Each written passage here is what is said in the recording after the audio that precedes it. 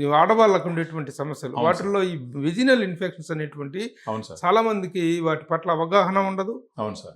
వాటిని వాటి నుంచి ఉపశమనం ఎలా పొందాలో తెలియదు. బయటికెళ్ళి ఓపెన్గా కూడా మాట్లాడలేని పరిస్థితులు ఉంటాయి. అవును సార్. దీని గురించి మీరేం చెప్తారు? మామూలుగా ఎప్పుడన్నా వెజైనా కొంచెం ఇరిటేట్గా ఉంటే క్లీన్ చేసుకుంటారు మహిళలు. ఆ క్లీన్ చేసుకునేటప్పుడు వాటర్తో హార్డ్గా క్లీన్ చేస్తారనమాట. వెజైనా గోడల్లోకి వాటర్ని పంపించి క్లీన్ చేస్తారు ఇరిటేషన్ వల్ల. ఆ ఇరిటేషన్ వల్ల అప్పుడు ఏమవుతుందంటే లోపల ఉన్న గుడ్ బ్యాక్టీరియా అంతా ఈ వాటర్తో క్లీన్ చేసుకునేటప్పుడు బయట వెళ్ళిపోతుంది. అప్పుడు గుడ్ బ్యాక్టీరియా వెళ్ళిపోయింది అనుకోండి, బ్యాడ్ బ్యాక్టీరియా ఆటోమేటిక్గా గ్రో అవుతుంది. బ్యాడ్ బ్యాక్టీరియా గ్రో అయినప్పుడు వైట్ డిశ్చార్జ్ అవ్వడము, తర్వాత ఫౌల్ స్మెల్ రావడము, తర్వాత యూరినేట్ చేసేటప్పుడు మంటగా ఉండడము, ఇవన్నీ వస్తూ ఉంటాయి. సో ఎప్పుడు కూడా ఆడవాళ్ళు చూసుకోవాల్సిన జాగ్రత్త ఏంటంటే క్లీన్ చేసుకోవాల్సిన అవసరం లేదు సార్ వెజైనాని. యాక్చువల్గా అది సెల్ఫ్ క్లెన్సింగ్ ఆర్గాన్, తనంతట అది క్లీన్ అయ్యేటటువంటి ఒక అవయవం.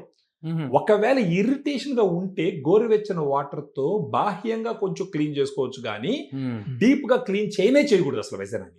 వెజైనా తనంతట తను క్లీన్ అయిపోతుంది. సో ఇలాంటి ఇన్ఫెక్షన్స్ వచ్చినప్పుడు ఉపయోగపడేటటువంటి ఒక సప్లిమెంట్ ఫెమి డిలైట్.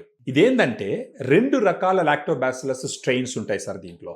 అవి యుఎస్ నుంచి ఇంపోర్ట్ చేయించి ఇక్కడ తయారు చేయించినటువంటి స్ట్రెయిన్స్. ఇవి ఏం చేస్తాయి, రోజుకు ఒక క్యాప్సూల్ వాళ్ళు భోజనం తర్వాత తీసుకుంటే ఆ వెజైనాలోకి వెళ్ళి అక్కడ గుడ్ బ్యాక్టీరియాని పెంచుతాయి. ఈ గుడ్ బ్యాక్టీరియా చేసే పని ఏంటంటే సార్, వెజైనాని అది యాసిడ్ కండిషన్లో ఉంచుతుంది. అక్కడ pHని 3.5 నుంచి 4.2 మధ్యలో పెడుతుంది. ఆ pH లో ఉన్నప్పుడు బ్యాడ్ బ్యాక్టీరియా అక్కడ బతకదు. ఎందుకంటే ఆమ్లంలో బతకో కదా సార్, యాసిడ్లో బతకో ఏది కూడా. ఇది యాసిడ్ ఎన్విరాన్మెంట్. <7 ఉంటే యాసిడ్ ఎన్విరాన్మెంట్, అబౌవ్ 7 ఉంటే అది ఆల్కలైన్ ఎన్విరాన్మెంట్.